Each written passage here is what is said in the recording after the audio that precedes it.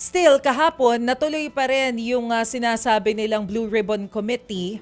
Sila daw yung legitimate Blue Ribbon Committee, sabi nga ni Senador Cayetano.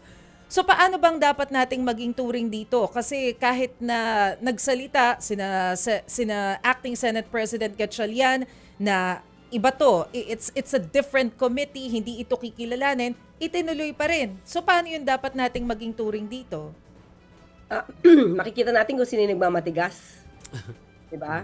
So, doon pala makikita natin sino ba dapat ang kilalanin nating liderato. Marami na po ng mga legal luminaries, marami ng legal experts, marami na rin po na mga justices at mga dati na rin pong naging Senate President at mga senador. Sila po ang nagsasabi na yung Avellino versus Cuenco ay ginamit na nila. At ito naman po ay hindi tinutulan. Nung nag-declare sila ng quorum noong 2015, sa panahon po ni Senator Franklin Drilon, nandun po yung dalawang magkapatid.